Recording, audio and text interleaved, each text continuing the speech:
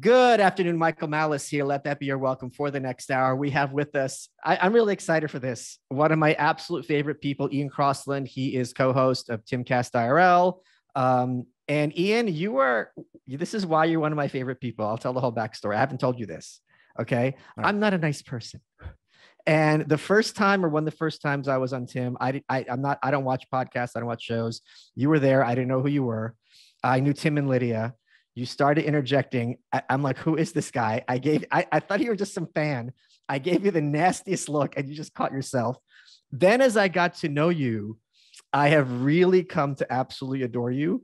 And one of the reasons why I admire you so much is you are one of the only people I know who doesn't really have a filter. And when it comes to having like conversations about politics or society, I think that's a really good thing, because one of the issues I was a business major. And one of the things they taught us is when you're having a brainstorming session, there's no bad ideas. Throw it out there.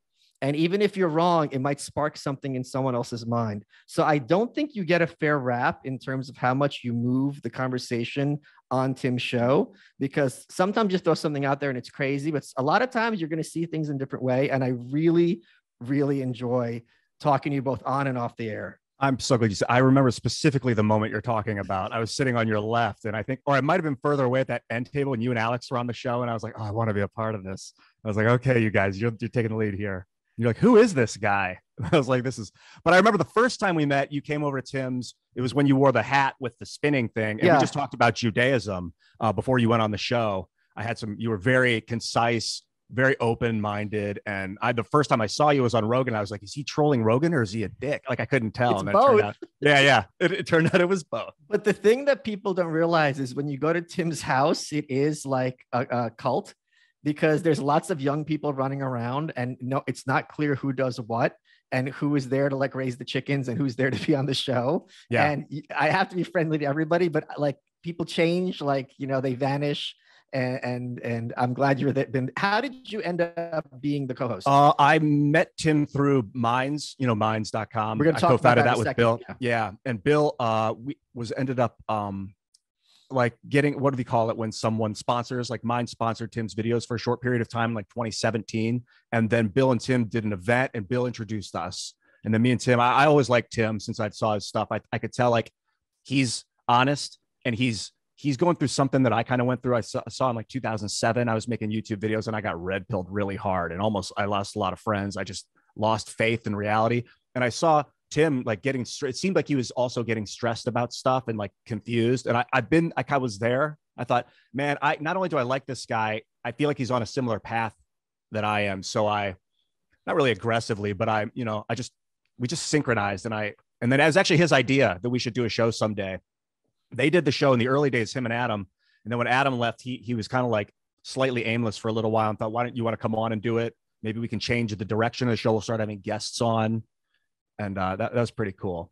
That's kind of how I got there. So does it, you get a lot of hate? Everyone on that show gets a lot of hate. Like Tim gets a lot of hate from the fans. Lydia gets her own hate. Seamus whoever does the show gets hate. A lot of the fans like don't get what you add to the show.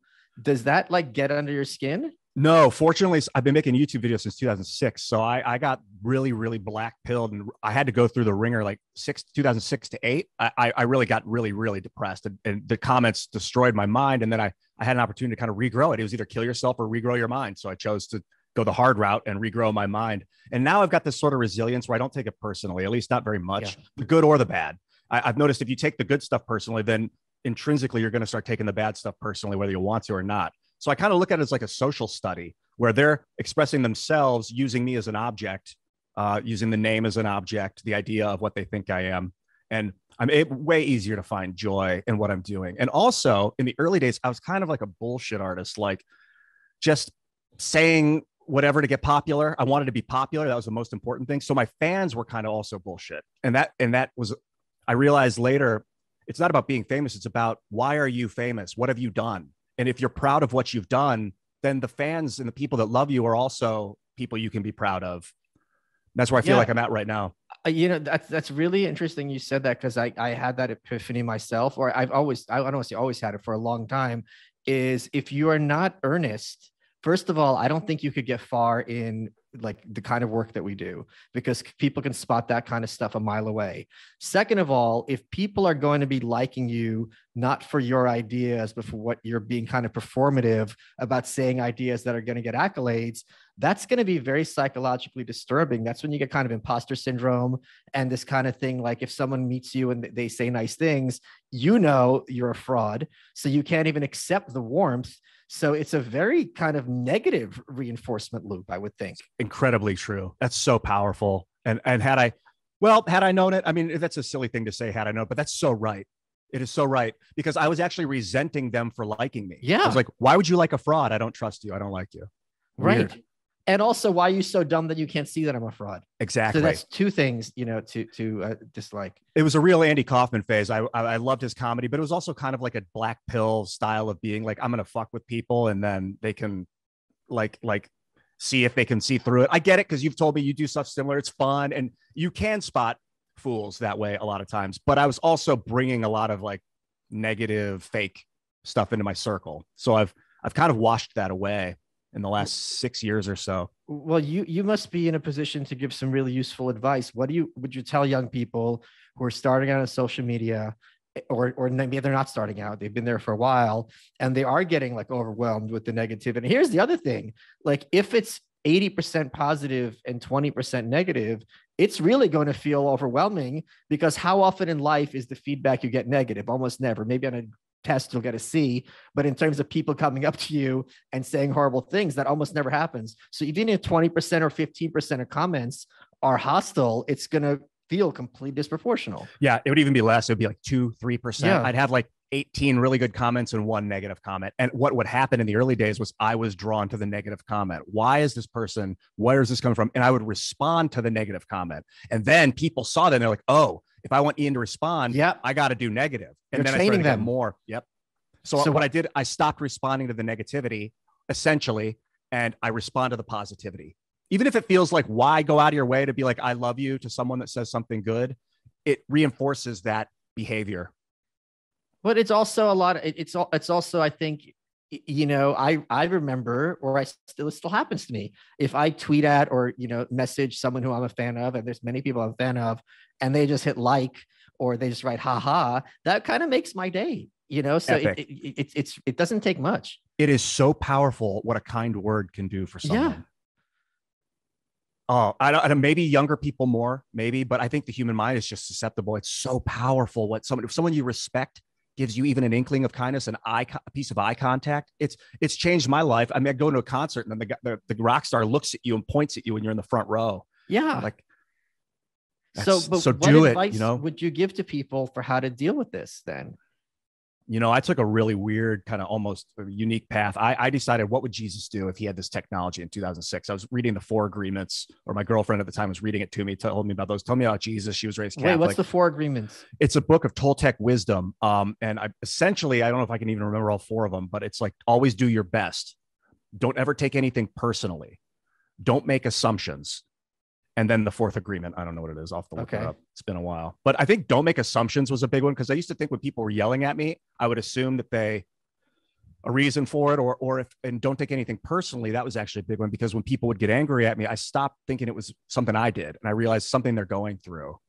And that's helped me kind of calm down. But what happened was I started making YouTube videos, and I started telling my secrets from my past, like, oh, my grandfather grabbed me and hit me when I was a kid, or like not hit me, but like grabbed me really hard and I wanted to avoid him, or like, gay experiences I had, or like, and I just decided to be not completely, but as honest as I could and I didn't know why. I just wanted to help people and clear my mind. And it started to clear my mind. And I was like, wow, this is humiliating, but I'm gaining some sort of control of my thoughts. So then I started experimenting with, like, instead of saying words to someone like, hello, how are you? I'd think it.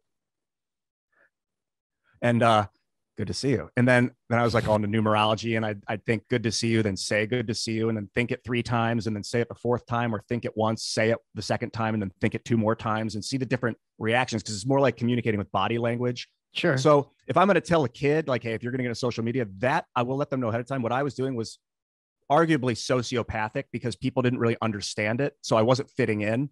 It was really, really a hard thing to do, but it helps me kind of humiliate myself, humble myself. And so now it's, other people can make fun of me, but I don't know. I already put it for the most part all out there, and I want to help people. I think the intentions maybe are more clear if you're honest about who you are. I would advise people to be honest about their past in internet video. As humiliating as it seems, it gives you massive thought control and power. How does it give you power? Well, it gives you power over your thoughts. I no longer have these racing thoughts. Like what would happen is I'd think about stuff and then I would be like, that it would like derail my train of thought. And then so eventually I was like, you know what? I'm just going to make a video about this stuff that's popping into my head. So I'd tell like an embarrassing thing about how I punched a dog when I was a kid or something, and like talk about, and people be like, geez, you're a jerk. And I'd be like, yeah, I know this is something I did in my past. I'm not happy about it. And then after I would make the video, I never thought about it again. And I started to have clear thoughts. I could meditate for like 20 minutes at a time and listen. That's the big part of it, is now I can listen for like 20 minutes, 30 minutes straight without having an interrupting thought. Folks, you ever feel like you're being followed on the internet? Maybe advertisers know a bit too much about you. Well, our sponsor, IPVanish VPN, is here to help you take back your privacy and help become anonymous on the internet. IPVanish is a virtual private network, a VPN for short, and it's an important tool that helps you safely browse the internet. You can use a VPN on your computers, tablets, phones, even your Fire Stick if you stream media. When you use a VPN, all your data is encrypted. What you're reading, what you're searching, what you're watching, what you're doing. And that's important because what you're doing on the internet is no one's business but yours. And for listeners of the show, IPVanish is offering an incredible 65% off their annual plan. It's only $375 a month. IPVanish is super easy to use. Turn it on with one click. It runs in the background, helping to protect you while you're browsing the web. And if you run into a problem, boomers, no worries. IPVanish has 24/7 support by email, chat, and phone. Go to ipvanish.com/malice. Use promo code malice. MALICE to claim your 65% off savings. Their annual plan, just $44.99 for the first year with our exclusive discount. This is the time to sign up because with our discount and their current promotion, you can get a VPN for 65% off the usual offering. And IPVanish is the best of best with a 4.7 out of 5 on Trustpilot with more than 6,000 reviews. Remember, it's ipvanish.com/malice to get the deal and start protecting yourself online. Guys, I love being able to promote Fume because when I'm promoting Fume, I'm promoting you regaining control of your health. Fume is one of the best ways to help people quit smoking and vaping. A Fume is made of a 100% Canadian maple. They have these cores you stick in the end with plant oils, which help you curb cravings. Most importantly, it helps you deal with that hand-to-mouth habit that smokers have. That ritual aspect is very hard for people to quit. This is a great step in between smoking and going cold turkey, which a lot of people can't handle. Smoking is expensive. It ruins your teeth. It makes your clothes smell, and it's trashy. Get control of your health by using Fume. They've helped over 50,000 people quit smoking. There's no smoke. There's no moving parts. It looks like a steampunk vape, and it's really, really cool. If you go to breathefume.com, breathefum.com/malice and use promo code malice, you get 10% off your entire order. That's breathefum.com/malice and use promo code malice for 10% off. Let's get back to the show. So it seems like it's very cathartic. And it's also the idea that like once a secret or like, a personal story is out there, you've also lost the sense of control, right? And that's liberating because instead of it being in your head and kind of bugging you every so often, it's like, it's out there. I've set it free. And now I can kind of, whatever happens, let it happen. I don't have to worry about this thing. Oh, it's so true. That whether it's gripping your mind or your spirit, and now it's no longer, the grip has been released. It kind of feels like that. Because the other metaphor I was thinking is that it's like having a really heavy, tight backpack on and you've loosened it, but it's not so much a gravity weight thing. It's more of a compression that's released. Yeah, I think that's really good. That's really, really useful advice. Let me talk a bit about what happened last week. Now, you guys were going to have an event, and then there was everyone I know is trending on Twitter except for me, and I think that, and that's the first time I've said that consciously, and I know I'm going to regret it because this is the exact kind of foreshadowing before like my house is swatted or like I'm arrested. Trendsetter. Yeah. So you guys had to cancel an event because there was, in Tim's words, intel of a legitimate or a death threat. So how did you learn about that? How seriously were you taking it? I learned about it through, I think, our CTO or somebody, one of our drivers who told me that they had heard about it from Tim. And Basically, John Rich, I believe, canceled the event. He wasn't comfortable with the security threat. It was kind of like an impromptu thing. We were just hanging out with John on Monday before John the Rich, show. the musician. John Rich, the musician. We're gonna Didn't go. he win Celebrity Apprentice? I don't know. I think he did, or he could. Came in second. Yeah. We went to his house. It's on the Cass Castle vlog. His house is phenomenal. He's got this giant stage on the 4th floor, the 3rd floor. We played music at his house instead of the concert. But what happened was we kind of impromptu, like, hey, want to do a show at Redneck Riviera on Saturday? And we were like, yeah, we didn't have any security planned. It was just kind of and it's to the point now. I think Tim's empire, his business is to the point where you can't just kind of like impromptu announce and do a huge event without proper security ahead of time. And that's what we found out. If people come, and like John was saying, every time you do an event, anytime he does an event, anytime an entertainer does an event, you're going to get threats. Wow. But it's ultimately a matter of, firstly, don't live in fear, live bravely and do what you love to do. But secondly, be intelligent and logical about things and have proper security set up, all the channels you need. And at that point, for that event, we just didn't. It was just so rushed. And so that was basically where that came to. And there's also a bit of serenity, and I'm not trying to put anything out there, God forbid, but if they can get to like a president or somebody else, if someone wants to get to you, there's only so much you could do to prevent them. Dude, I think about that. What if, okay, I used to have this fantasy where I'd be driving. I'm like, what if everyone in the world wanted to kill me? How long could I survive? And I'm driving. I'm like, oh, like 6 seconds, because that guy would have swerved and hit me and knocked me off the road. People know where I live. People know who I am. Like, you just got to live your best life and do your best. Abe Lincoln's an interesting example because he pissed a lot of people off. He still lived like that, maybe to a fault. Like, I think a lot about martyrdom. This has actually been on my mind a lot, martyrdom lately. Like, Jesus was I'm a big fan of Jesus, a big fan of like Martin Luther King, Gandhi, these people. And a big part of their story is the martyrdom. And it seems to give them power. But now I'm hearing like there was a civil suit filed by Martin Luther King's family that the FBI was involved. Did the Roman Empire kill Jesus and just make him seem so? Like, if George Washington had martyred himself, we'd still have a king. So there comes a point where like you do not want to let yourself be destroyed. You need to play the game subversively, hire the right security, build systems that, not with the intention of upending people's livelihoods, but may shed away the malfunctioning systems of the past and cause people to lose jobs or finances. But I mean, we got to do it. It's not like I'm not trying to make Ian Crossland body a king with a staff that when I die, it's all over. Like, if I can build a system where now we can, get food to places easier with drone delivery or that, it's just, I've been sad and I've been upset, and it stopped me from accomplishing so much, and it blocked my creativity. So I've decided consciously not to live like that and to live in a state of bravery, even if it's like I was an actor for 20 years, even if I've got to act brave, I'll do it. And hopefully that inspires other people to do it too. Yeah. One of you guys have very many different guests. And one thing that, I've encountered myself, and I'm sure you have, is sometimes you could be around people and you might agree with them 99% of the time, but there's demon energy around them. And I'm not even trying to sound like something mystical about it, but you and I both know we've been around people that you're like, okay, something is really off with this person. They're not a good person, even though not one thing they're saying is, malevolent or I disagree with. Is that something you've been in tune to, like with the guests? Is that something you've experienced?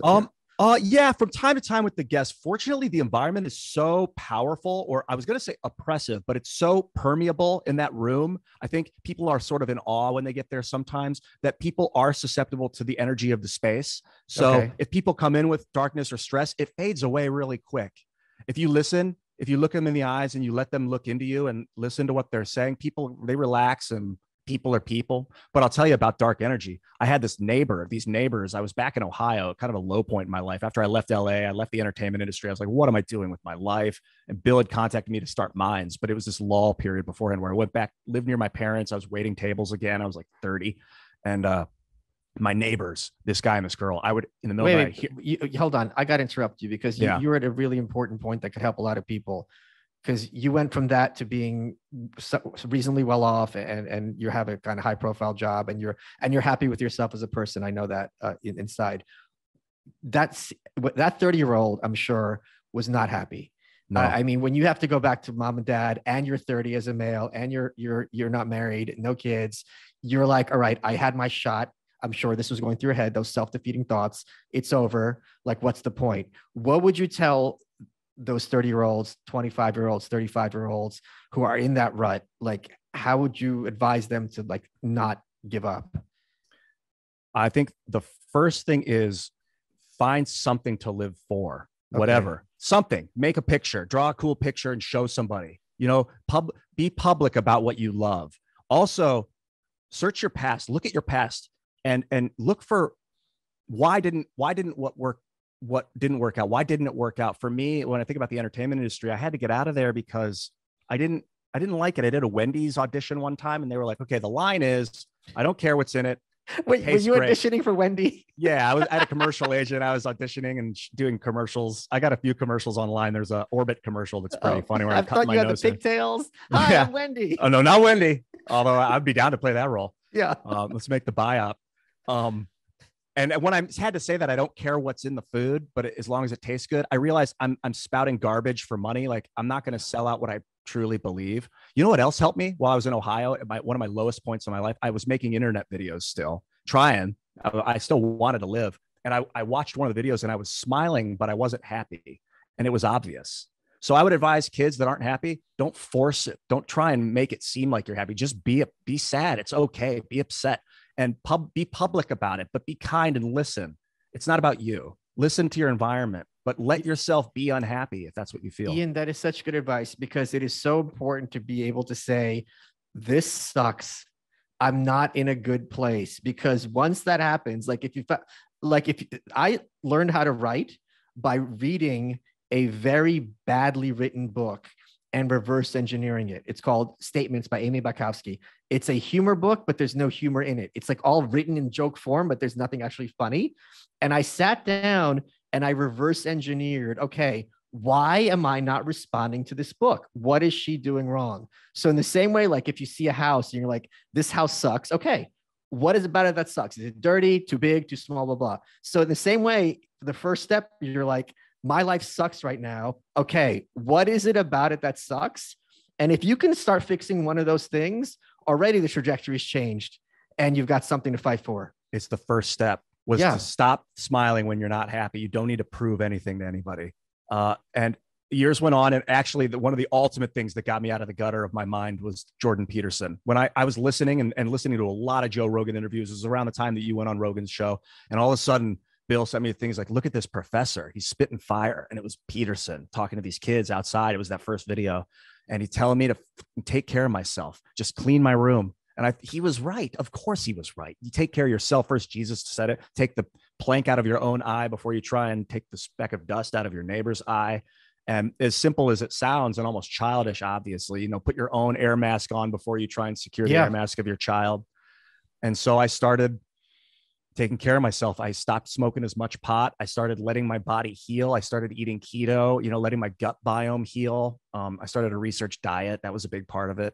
And I really did believe in the movement of minds and doing something positive when I realized, like, we can build systems. I don't have to go to each person individually and make them feel better face to face. That's not scalable. That's what I was trying to do in the early days. And it was destroying my mind. And people that couldn't get through to me were getting angry at me that I wasn't responding. So it just wasn't sustainable. Then I realized you can build systems that will allow people to help themselves. And it inspired the fuck out of me, man. I hope I can swear on this show because it's just, I really feel it, dude. Well, so talk about building minds and what that program is, because you've been trying to get me on it, and I still don't really know what it is. It's a free. I trust you enough that I'm going to do it. Yeah, it's a free software network that's based off of basically the best things from Facebook, Twitter, and YouTube. Kind of putting some of the video from YouTube with like the news feed from Facebook with the tagging systems of Twitter. But it's free software, which is like a licensing thing. It's not about how much it costs. That's silly that Richard Stallman, the creator, called it free software. He's kind of a troll. He's like Yoda kind of, but it means that it's like AGPL3. It's called like Afro General Public License. It's a software license, like Afro, like African, just like it. Yeah. Afro General Public License. But what does that mean, Afro, in this context? I don't know why the word Afro is in it. Okay. But well, they'll say there's copyright licenses. These are copy left, which means that if someone takes it, everyone has access to the code like an open source project. But if they want to take the code and change it and make it better, those changes also have to remain copy left, AGPL3. So whereas with regular open source code, a lot of it, you can take it and change it and make it private.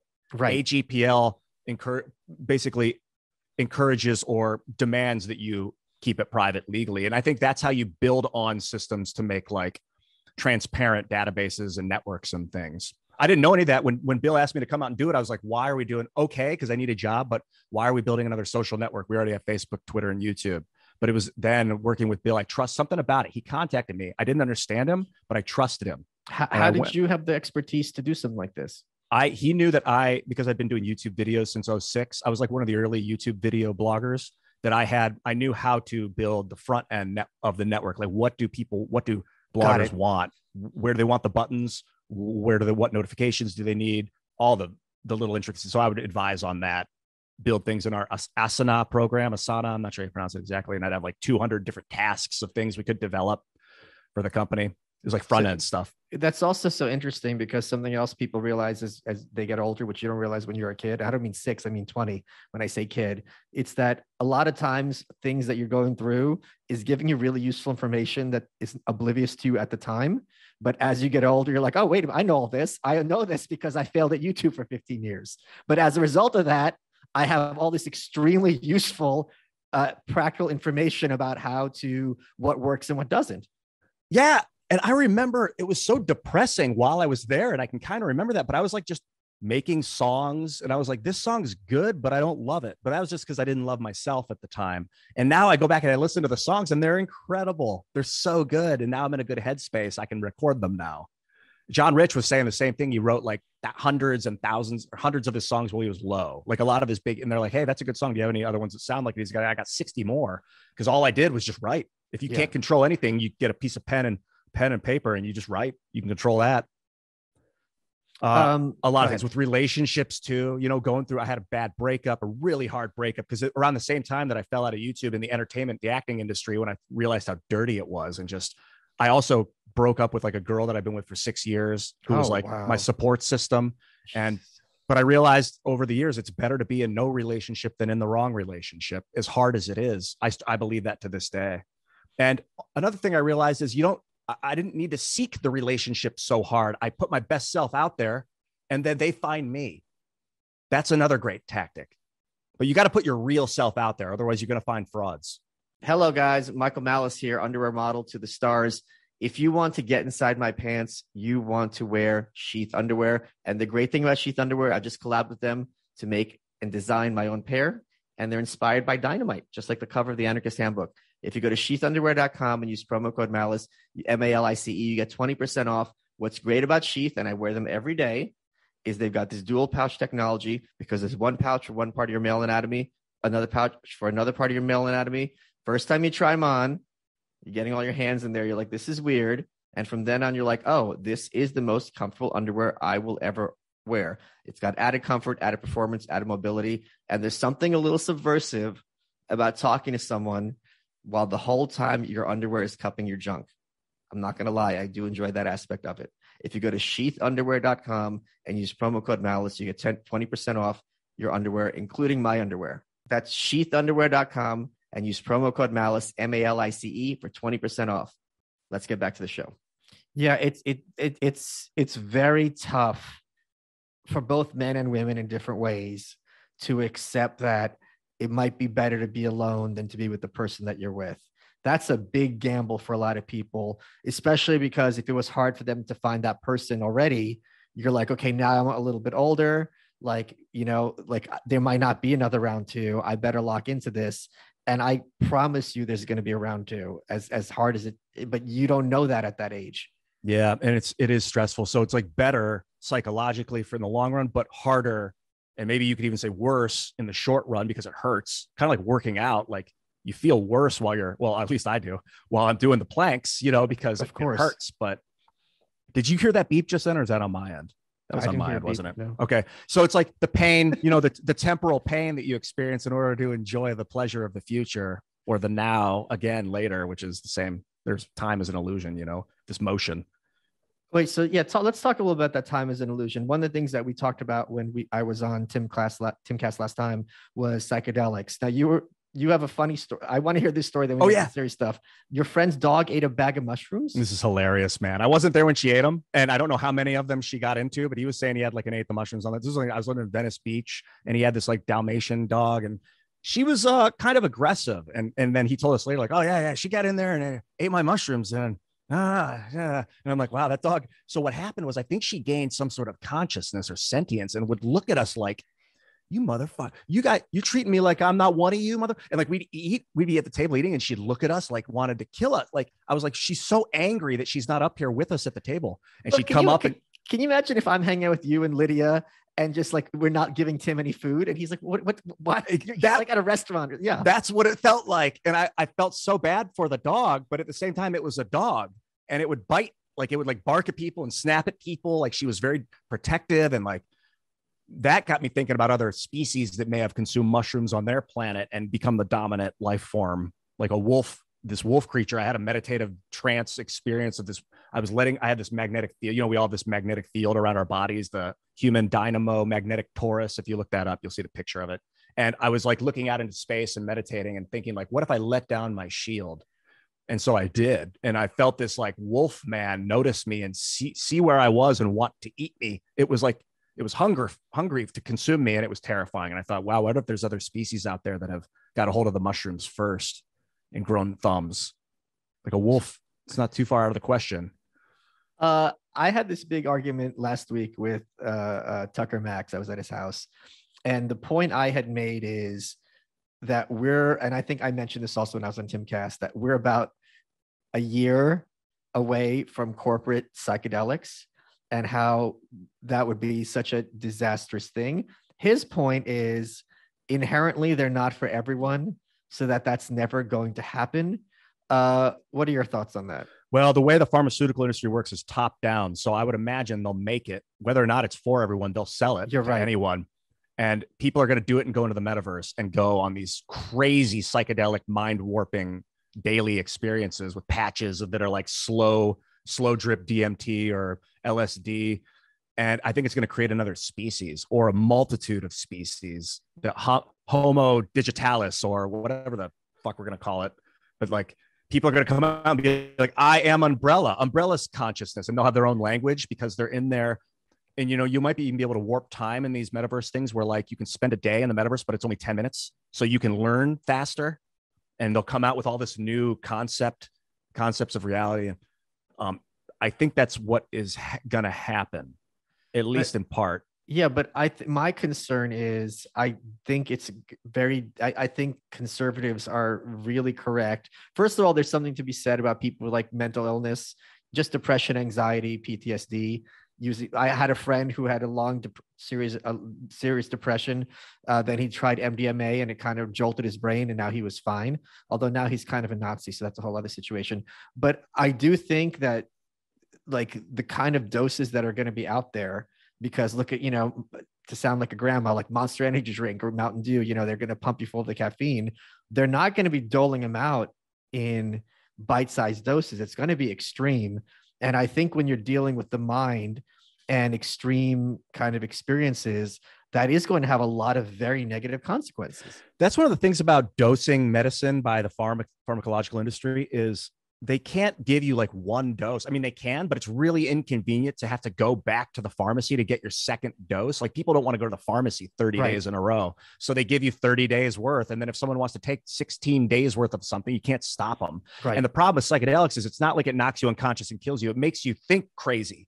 And so people will, if you overdose, I'm talking like the walls are moving and people will go outside running naked down the street. And I don't know. I think, like you were saying, MDMA is such a powerful and useful tool for like couples therapy, for psychological therapy, if it's used in the right environment and you're communicating. A lot of it is about communication. Sure. I took mushrooms this one time and I was playing drums with my friend. This was like in New York at Far Rockaway. I had a place out there. And I wasn't much of a drummer at the time, but I was learning from the outside in rather than like counting 1, 2, 3. I was just like playing what I thought it sounded like. And then I was slowly starting to play it. And then all of a sudden I was playing it exactly what it sounds like. We go to the bar, we walk into the bar and all these girls turned and looked at me at once. And I was like tripping hard. And I had this moment where I'm like, okay, I can be the most popular guy in here, say hey to everyone and go in and be the life of the party, which is the kind, loving path. But instead I chose to shrink in. And then I started to get really upset. We left. I went home. I was rolling around on the ground in like guttural pain. So you're like, spiraling hard. Yeah, from not engaging my best self. Yeah. And that's these things. It's like one or the other. They really, people that have bad trips, I think, is because they're not engaging their best. And it's letting you know This is what it's like if you don't. Incredibly powerful. But people can go crazy with or without psychedelic drugs. And I think if they're used right, I'm a huge advocate for introducing them to society slowly, so we don't have kids going off and getting bad ketamine on the street or overdosing on LSD and thinking the walls are melting all over them. And what do you think about it all? What do you think the right path is? I hear what you're saying, but I think this is, again, when you're dealing with the human brain and things that have such powerful effects, and I am very concerned about what this is going to mean, in en masse. Now, there's something to be said for, like, there was someone I just retweeted. It was Terrence McKenna. It was Terrence McKenna quote. He had the point that the reason psychedelics are illegal, not because they're dangerous, but because they're dangerous to the wrong people, to the effect of it causes you to think differently and see things differently. And there's something to be said for that. But there's a lot of people out there and who are living lies, who are either, trapped in marriages they shouldn't be in, or they have a job that they hate and they're miserable. And they kind of maintain these facades themselves in order to maintain their existence. And when that gets pulled away from them, vis-a-vis kind of the effect of psychedelics, I can't say it's all upside. Maybe it's all upside long-term, but it is very jarring in the short and medium term, and not everyone can handle that. Yeah, I think it's a neutral tool and can be used for good or evil. Like, the berserkers, if you ever heard of the berserker, of course, it was like a Nordic fighter, a type of, they would wear bear skin. I was reading that they would drink mushroom tea and be tripping balls and run into combat fearless, and they would use it to kill. It would give them courage to kill, for good or evil. It depends on what you want to think. I'm really into, like, Terrence McKenna, you brought up, in his stoned ape theory, that he thinks maybe humans at some point, a piece of hominid split off into this, like, cult, and they started eating the mushroom and worshiping the mushroom and consuming it and inbreeding. And then over time, they produced literally a new species of highly intelligent thinkers. And that's going to happen on the metaverse, especially as we legalize. Like, that's why I brought up that another species coming out of this. I find, like, psychic, I think that we're inherently psychic too. And psychic maybe is too vague, but when I was saying, like, thinking words instead of saying them, long range communication, maybe it's like a slower, further type of. You ever do that thing where you, like, call your friend and they're calling you at the exact same moment? And you get a busy signal. It's like, what? And then you hang up your phone and it rings and it's them. You're like, they're like, I just called you. That was like pre-cell phone world problems. But that was like, that happened more than once to me. That's wild. And then you get in the magnetic universe, like the electric universe. The Thunderbolts project is talking about how gravity is really a form of magnetism. Like, what would you call it? Like, not an oscillating frequency, but like a resonating frequency of magnetism. And, like, you think about it, they kind of work the same. Like, the closer you get to Earth, the faster you snap to it. The closer two magnets get together, the faster they snap together. It's real similar. And how is that similar? Can you break that down for people? Yeah, like gravity, the further away you are from Earth, the less it's pulling on you. But as you start to get close, it's like a scaling pull. It's actually a push. Gravity is actually a push. You're being pushed towards Earth. And once you get close enough, you basically, I don't know if it's a Casimir effect or some sort of effect, snaps you together with it. And that's like two magnets. If you have a North Pole and a South Pole magnet, they're not really pulling at all. But as soon as they get close, they snap. And the Earth's so big, so it's sitting there, and the little magnet will get snapped to the big magnet. And I've seen amazing theories about, like, a binary star collision that caused the sun to arc out all this plasma that hardened into these, like, 28 planetoids. And but how does that relate to what we were just talking about with, like, about what specifically? How does that relate to, like, you and your friend are on the phone or something like that? Oh, the frequency, the magnetism of it. Like, that there's some sort of magnetic frequency that we're all tuned into, and our behavior is like in some sort of magnetic pattern. There's this, the Schumann resonance is this extremely low frequency. It's called the ELF band of the electromagnetic frequency. Extremely low frequency. ELF, extremely low frequency. Okay. And they notice it in the stratosphere, and sometimes they'll see spikes in the ELF. The ELF, dude. Are we talking about DMT and the elves? Like, and they'll see spikes at, like, times of great human trauma, and they'll notice, like, and they wonder if that's part connected to the collective consciousness. So that's when I talk about magnetism and our ability, or, I don't know what you call it, but potentiality to have these, like, similar thoughts at the same moment.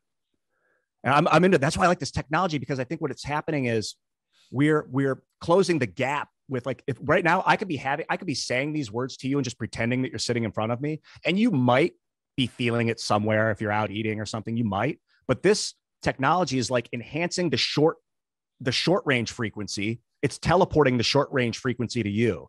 So I don't need to use long range frequency to get through to you anymore. I can teleport my high rate, my voice, which is like a higher frequency than my thoughts.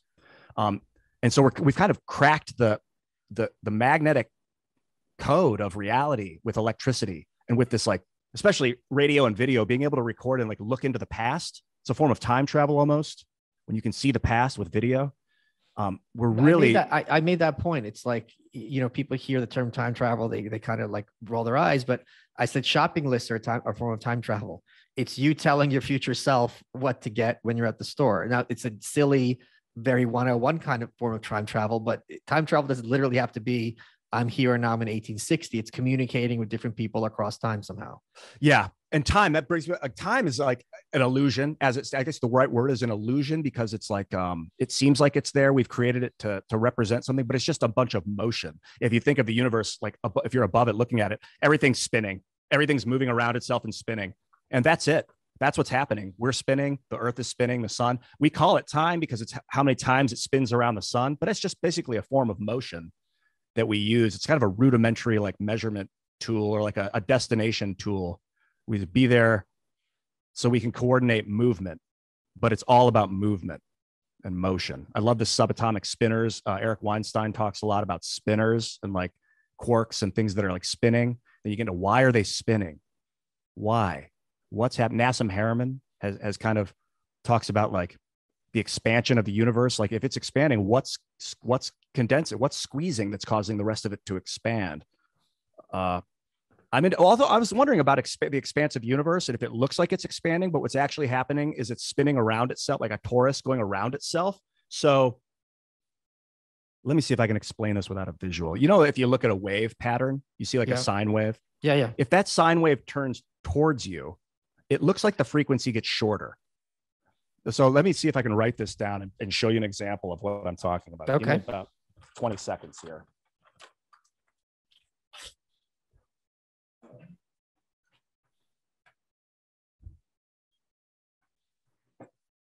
Oh, are you still there?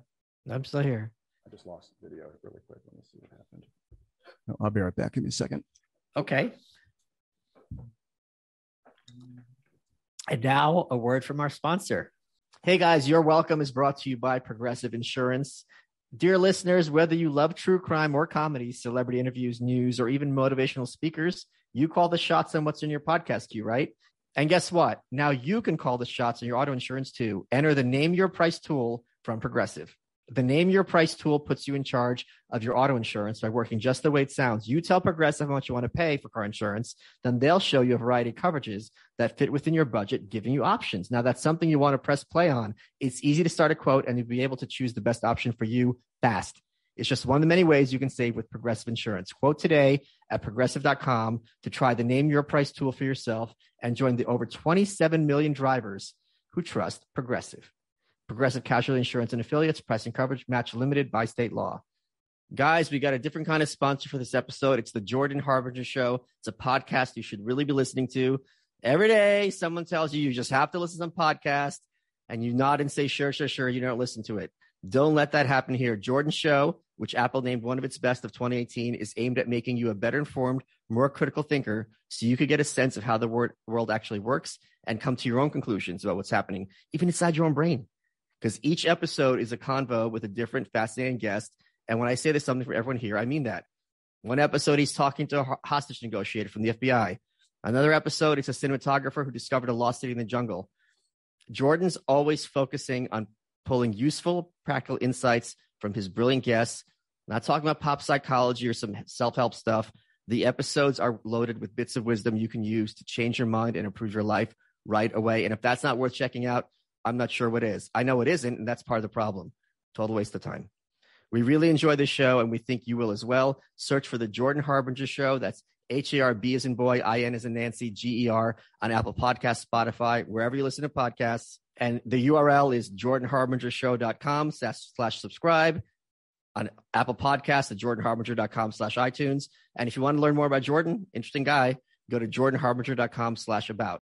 Let's get back to the show. So what I was saying is, we've got a wave pattern. See how it's a sine wave. When the wave turns like this towards you, it looks like on a two-dimensional plane, it looks like a shorter frequency. Right. So they say that as the universe is looks expanding, like the peaks and valleys are closer together is what you're saying. Yes. So it looks like the frequency is getting higher, but it's the same wave. It's just, you're looking at it from a different angle. So they call the universe expansion. They say a big piece of evidence that says the universe expanding is the red shift of space. I think when frequency goes up, the color goes towards red. So I think what's happening is we're turning around, we're spinning around ourselves. The universe is like twisting around itself like a torus, and it. What do you mean a torus? I don't know what you mean. The torus is the shape of, maybe I could pull one up. It's like the sun's magnetic field. It like goes around like this, and so it's like kind of like the infinity symbol of energy. It's okay. And there's a special shape. It looks like a donut. It's called because there's holes at the poles. The torus. So if we're on a torus on the surface of it, and we're spinning around it, and we're looking at the universe turning, it might look like it's getting red because of where we are in the torus, the toroidal shift, the toroidal spin. And so it just looks like it's expanding when in fact it's just twisting around itself. And that we're inside of a black hole. That might be possible too. That's twisting around itself. But how would we be in a black hole if black holes have the extreme amounts of gravity? True. From the outside, it looks like they do. But from the inside, it might look like it's expanding because it's twisting. It's a theory I've heard, which is very fascinating, that we're inside of a black hole that's inside of another universe that is a black hole that's inside of another universe. And that's why when I talk to God or when I communicate with my subconscious and ask it questions, I get conflicting responses because there are multiple universes. So there are multiple consciousnesses interfering with themselves. I like that theory. What do you say to people? And you get this from the audience all the time. Okay, this is just hippie gobbledygook. Stop smoking weed and reading, these silly books. Sometimes for a while, I was like, oh, maybe I'm an idiot. But then I was like, well, wait a minute. If I'm listening to two people talking in Spanish and I don't understand what they're saying, and I tell them that they're dumb because they're not making any sense, right? I'm the one that doesn't understand. So I'm not asking people to understand, but at least consider, you might be the one that doesn't understand. So I might be wrong too. I never know. We should have the upside down question marks at the beginning and the end of the. Sí, siempre. Is that the right word? But also, it's also kind of a cue to look at the way I'm communicating and maybe refine it so that it can be a little more clear. I think the issue is you're dealing in contexts that are so outside the mainstream and that have been regarded as so derisively by mainstream thought that as soon as you start talking about any of this stuff, most people have been trained to tune out. And then when you're using concepts and terms that they're not familiar with, that validates for them that you're just talking gibberish. Yeah. If you don't understand the word, the definition of the word, it's almost impossible to follow the story. It's cool when you can just, what I do is I create a placeholder. A lot of times when I'm thinking and listening, I'm imagining shapes kind of moving together. And when a word comes up that I don't understand, I treat it like a placeholder of a shape. And I'm like, I see how it fits into the conversation. So I'll kind of imagine, I understand the value of what that word is right now. And then fortunately, if I'm by a computer, I can type it and look it up, define it, and then get back to the conversation. In a conversation, I'll ask the person. But if I'm like watching a show or a movie, I'll just create like a placeholder concept of what it might mean, and then hopefully get to it later. Let's talk a bit about Minds. Like, where is it now? Are you still involved with the project? No, I'm not. I don't work for the company at the moment. I'm a co-owner and a co-creator, like a founder of it. It's taken a couple rounds of investment. I know I had at least one big round with Patrick. I never met him, but he's a guy who created Overstock. I think he was the founder of Overstock.com. Okay. Patrick Byrne and Medici Ventures. That was the first big round of investment, or maybe the second public, like outside of John, who's one of the co-founders. He did a personal investment to get it off the ground. And I think they might have done another round. It's doing really well now. Since Minds spun up the Minds token, it's given people, like with MetaMask and like crypto wallets, it's given people an opportunity to buy and trade tokens. Yeah, tell me about what that is. So, I mean, people hear crypto, they think it's some kind of Ponzi scheme. Mm-hmm. Some of them are. Yeah, and sure. It's the idea of like a piece of, I'm not an expert. I'm not an expert on crypto. I usually defer to the developers and my development teams and things like that. It's like There's a lot of ways you can look at crypto. In one way, it's just a piece of a bunch of code, like and No, what's but called the Minds crypto specifically, what does that do? it's a fungible token. So you hear NFT, non-fungible token. Right. That means Which that is unique. that means every token is different than the other one. Yeah. Or you'll have fungible tokens where every token is interchangeable with every other one. Right. Minds token is a fungible utility token. So you'll also hear utility tokens and security tokens. Security tokens have actual monetary value.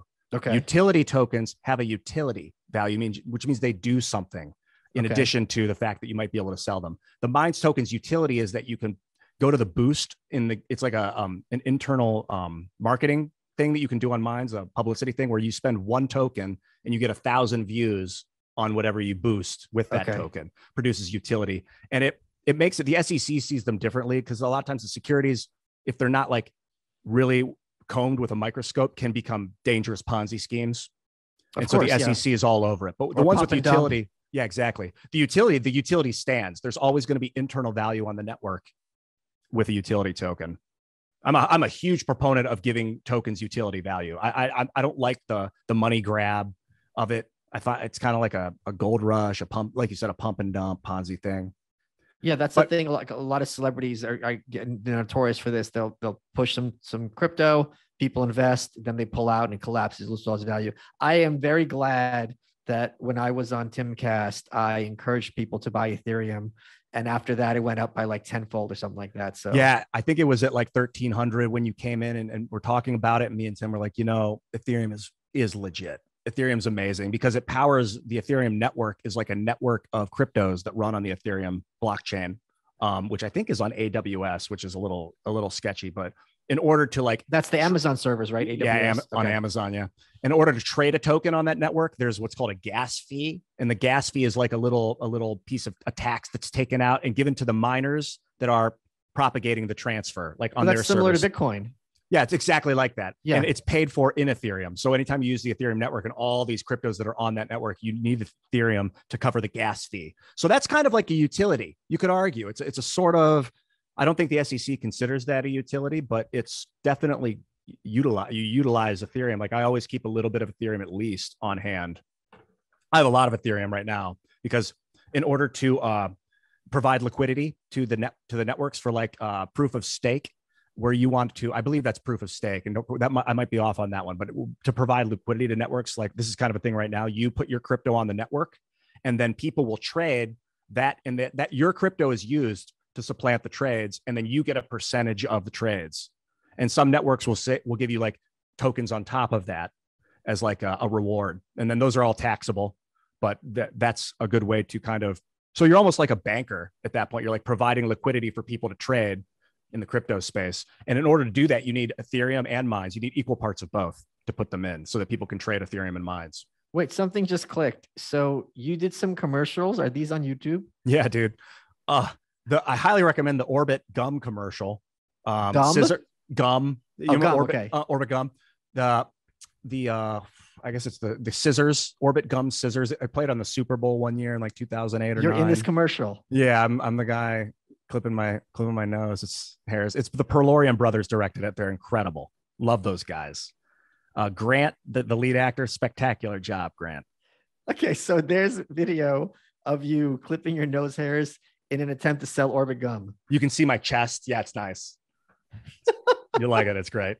Hope everyone gets a chance. Check it out, folks. I'm absolutely going to look this up. What are you surprised at the? This is kind of a softball question, but I'm curious to hear your thoughts.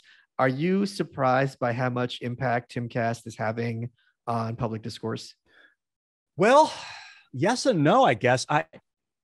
It's always interesting to when reality and fantasy mix, because like the idea that you can sit at your house on a computer and talk to a camera and 100 million people can see you and know who you are is still transcendent to my mind. I grew up in the 80s. I was born in 79, in the 90s, before the internet, before the public had the internet. And the idea that you could play a video game with your friend when he's not at the house is like groundbreaking. Yes. Email shook my world. I used to get all my high school friends when I went to college. I was like, yo, I got a huge email list of all my friends, and I would send email stories to everyone on mass emails. It was like the first social network before network. You could really Wait, so I was keeping. Ian, when email first started, because college has got it for everybody else. So I got it like right when email started being a thing. I didn't know what a subject line was. So I would just write like song titles I liked because because the emails would be short. So like, I don't even understand the point of a subject line, but I didn't want to leave it blank. If people were like, why are you calling this email Our Lips Are Sealed? I'm like, I don't know. I like that song. Honestly, the top line of the body could be the subject. Yeah. That's a good point. Yeah. See, that was like a kid could have seen. That's a good observation. It's kid logic, but it's true. Remember classmates.com? Of course. Like the first social net. I loved that, man. I was at ground zero working September 11th, and like Classmates was there. I was like, yo, I'm finding all my high school friends. Then Friendster came out. It's like, oh shit, this is fucking real, man. And then of course, MySpace, YouTube, Facebook. Live Journal, dude. When YouTube would go down, because in the early days before Google bought them, they couldn't handle the load, and it would get really slow sometimes. And the Live Journal got really popular. And then I think it was live. Was that video Live Journal? No, that was more like blogging, like microblog. There was not microblogging, blogging. Yeah. There's another website where it was video called Live or Live something. I don't remember. Live Leak? No, it was before that. It was like 2006 or 7. Okay. But it was all. And then what happened? I don't even remember. MySpace basically fell apart. But what happened? They destroyed themselves. They couldn't handle the load. And is that what it was? Yeah, it was always down. There was like 3 weeks in like 2007 where MySpace came to a crushing halt, and everyone was using it that was on YouTube. That was like the secondary. But then it was just like, 4 days go by, you can't use it. A week goes by, and then it's like people are like, "Fuck this." Facebook was there, and people started using Facebook instead. All it took was 3 weeks, and it was everyone jumped ship. That was it. That was the end of MySpace. This is Walk-Ins Welcome with Bridget Fetisi. I love hearing people's stories of resilience and grit. This is why I created this podcast. We are very excited to welcome Jim Gaffigan, Yasmin Mohammed, Glenn Beck, Tim Dillon, Abigail Schreier, Jeff Garland, Ayan Hirsi Ali, Sam Harris, Heather Hying, Jonah Goldberg, Ben Shapiro, Glenn Greenwald, Sarah Shahi, Colin Quinn. If there's a culture of victimhood, then let's tell stories of grit and survival. Subscribe and listen now on Apple Podcasts, Spotify, or wherever you get your podcasts. Let's get back to the show. I haven't used Facebook in like 2 years, and I don't miss it for 1 second.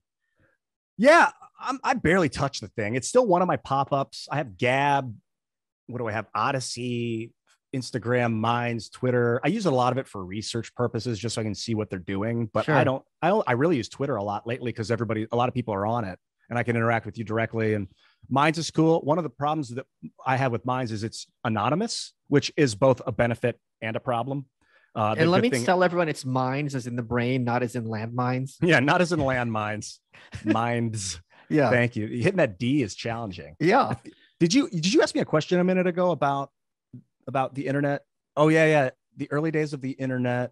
You had asked if I was surprised or about the potential, the fame and the power of the Timcast IRL show and Tim's movement.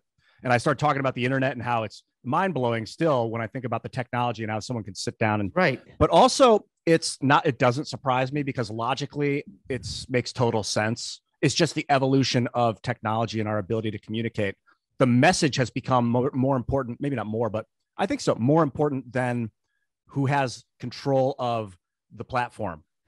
But what do you think it is about Timcast that has so resonated with so many people? Tim is one of the most diligent people I've ever met. He's up 7:30 in the morning. Yeah, he's a workaholic. Yeah, and just amazing. Even when we're riding and chilling, he likes to like be active, likes to be doing something. And his creative, he is so creative. Like he is so creative, and he's able to hone it too, which is what makes him powerful. Is he's not just all over the place. He's and wishing someone would find him. He's a technologist. He knows what piece to put where to enhance his message. And he's very deliberate and very honest and open. And he listens really well. And he allows his thoughts to change over time. If new information is presented to him, he's a really impressive human. I've loved him since the beginning. But I know this technology, man, this is so fun. It's unstoppable. Everything's, I don't think it's even stoppable. It's like, how if you can pave over the earth, but you're still going to see cracks where the plants grow up. I agree. And I don't think the regime can sustain itself given how easy it is for people to communicate. What would you say were big moments in terms of the show reaching the levels where it's reached now? honestly, you and Alex coming on was like, that was the first step to medium tier. If we're, well, I feel like it was really popular. And then we took it to another level where it's like, this isn't about YouTube. This is about something way bigger than the medium. That I think that was like my first realize, like, this is something more than just a show on YouTube. This is like a cultural movement. Yeah, I very much leaned into that, to use a horrible expression, that episode, because I was aware that we're making kind of a scene, not like in terms of spectacle, but like a place where people, like a little subculture where people can feel a part of it. And it's kind of just like when you watch wrestling as a kid, it's like you're part of that whole scene and you know who the characters are and you have your favorites and you don't. Like that, I think, fed into it very much. You know what makes me nervous about how I just said it's a movement? I read a little bit of Mein Kampf. I don't know if you've read Hitler's book, but he talks about the party and with a capital P and the movement with, I think, a capital M. For him, he's all about rallying people to join the movement. And so I spent a lot of my years like, yo, this is a movement. We're creating like a societal change. How do you make sure you don't go genocidal?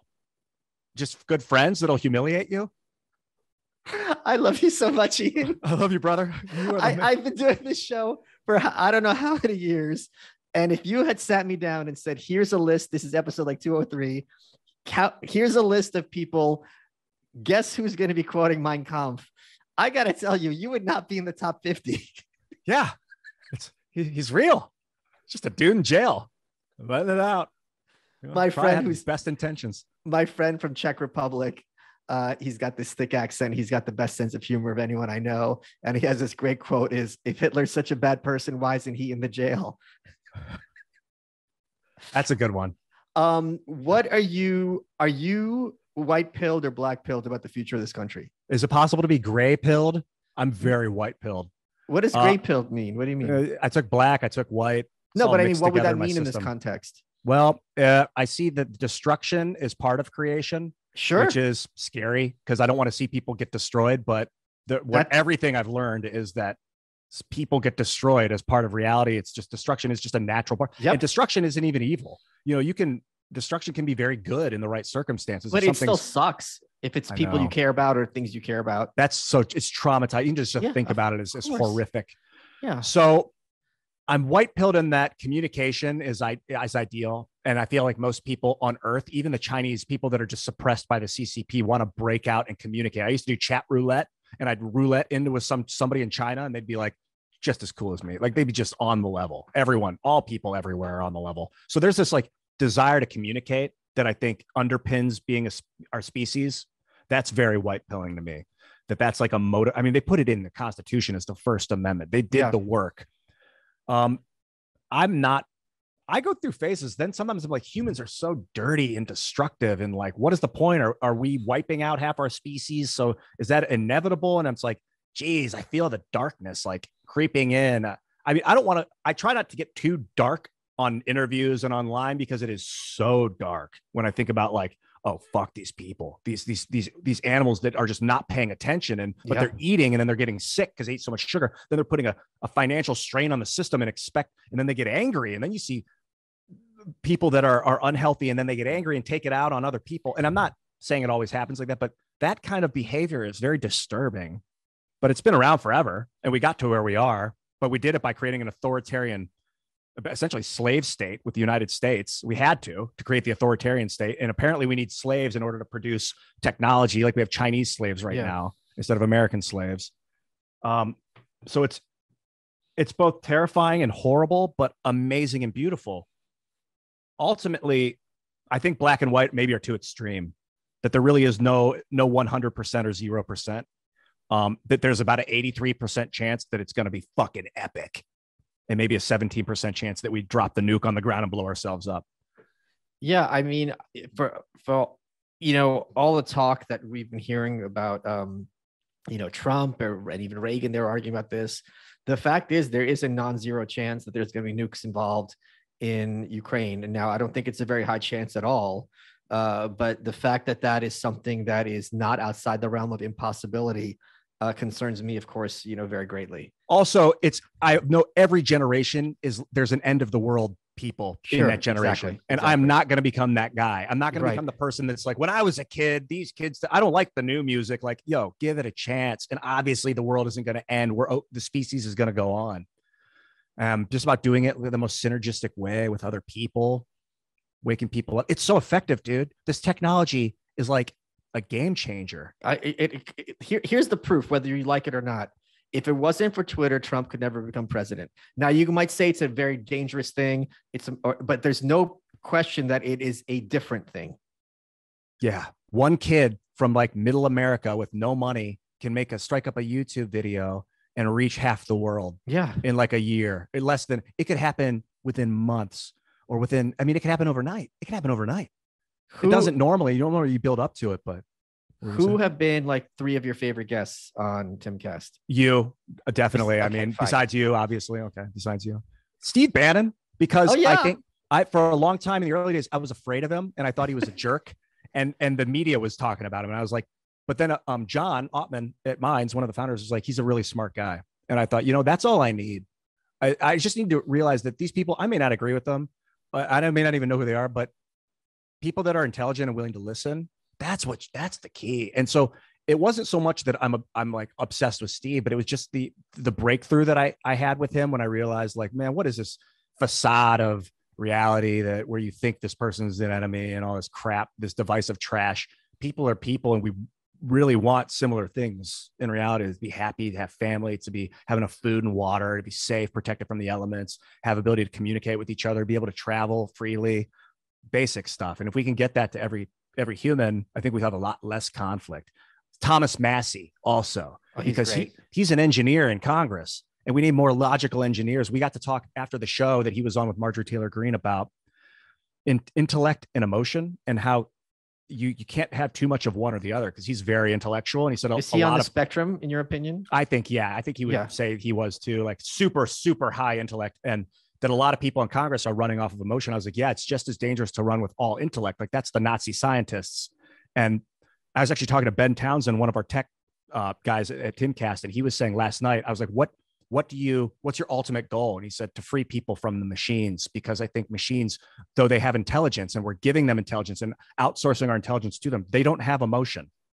And it was so stunning to think like that for a second. Alexa and all these, sorry if I lit it up. Alexa, stop. That they, as intelligent as we can make these things, they don't have emotion, and they never will. These things, it's beyond metallic electricity. It's probably beyond carbon. I don't understand exactly what emotions are, what God is, if that's what's impulsing it, but it seems like these machines do not have it and won't. So that's why they call, like, when you have a computer, you have a master drive and a slave drive. You call it a slave drive because it's working, it's doing your tasks for you. It's an intelligent machine, and the slaves should be the machine, not the humans. That was profound. And so I think about it, intellect and emotion, and how the balance is so key. And give me one more name of someone you really. Michaela Peterson. Oh, she's great. I love her. Because Jordan's one of my favorite people. I mean, what he did, just his candidness and ability to like shock me awake in one of my darkest moments. And then to see him start to fall apart when he's getting off of benzos, and Michaela steps up. She's like 20 or something, 22. I don't know how, and basically takes control of her family's life. This happened to me one time when my dad had an affair on my mom at one point, and they were going to break up. It was like over. And I was like, just leave him, And she's like, I can't, we have kids, we have a house. And I'm like, I took them out to dinner and sat them both down. And did you really? Control. How old were you? 20, I think it was Holy 20. Crap. Yeah. Okay. It was like that, or let it fall apart. I was like, what choice do I have? I love these people, and just took control of the family.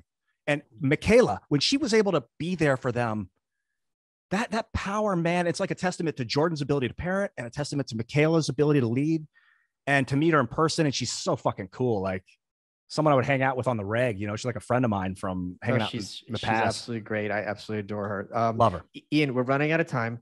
What has been your favorite part of this interview? I think when we started to talk about drugs and God, and I want to do it again and talk about just drugs and just God. You are welcome.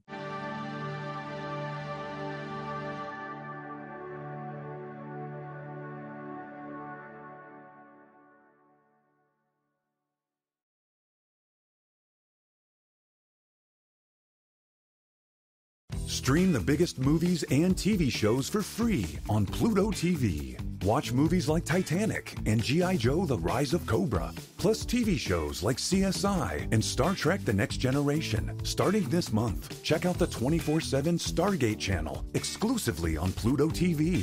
Plus hundreds of channels and thousands of movies and TV shows absolutely free. Download the free Pluto TV app on your favorite streaming device and start watching today.